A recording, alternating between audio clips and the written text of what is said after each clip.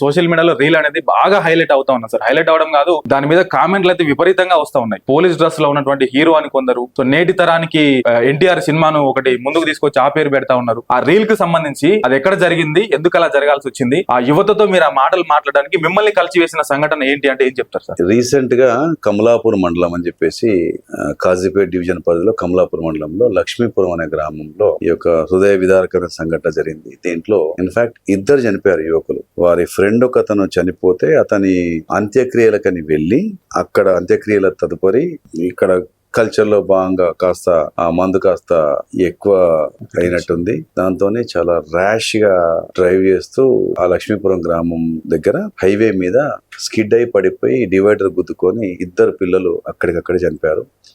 They are teenagers, both of them are unmarried. ఆ ఇద్దరి అంత్యక్రియలు జరుగుతున్న క్రమంలో, ఆ ప్రొసెషన్ జరుగుతున్న క్రమంలో నేను ఆ ఇద్దరు పిల్లల్ని చూద్దాం, కడసారి చివరి చూపు చూద్దాం, ఎందుకంటే భావి భారత పౌరులు వాళ్ళు, మన ఫ్యూచర్ హోప్స్ అని చెప్పేసి అనుకుంటాం. మనం ప్రౌడ్ గా ఫీల్ అయితే ప్రపంచ వ్యాప్తంగా కూడా ఏంటంటే భారతదేశంలో ఎక్కడ లేనంత యువత ఉంది, దాదాపు 80 నుండి 90 కోట్ల యువత ఉంది అని చెప్పేసి గర్వంగా సగౌరవంగా ప్రపంచ పలు ఫోరంలలో మనం చెప్పుకుంటున్నాం.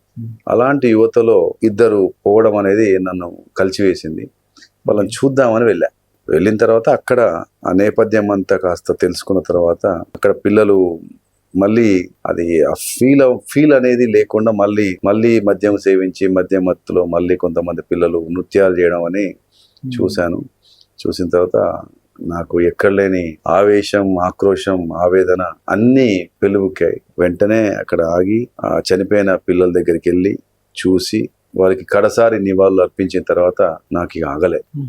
అక్కడున్న తల్లుల, అక్కల, మహిళల రోదనలు ఒకవైపు, ఈ పిల్లలు, ఈ యువకులు ఒకవైపు చూసి కాంట్రాస్ట్ ఉంది. వాళ్ళ ఏడుపులు వీళ్ళు ఒకలా చూసి నచ్చక నేను అక్కడికక్కడే వాళ్ళందరితో కలిపి 2 శవాలు, ఒకటి కాదు 2 శవాలు, ఆ 2 శవాల దగ్గరికి నేను వెళ్ళి చూసిన తర్వాత నాకు అనిపించిన నా స్పందన, నా రియాక్షన్, నా బాధను అక్కడ పిల్లలతో పంచుకున్నాను.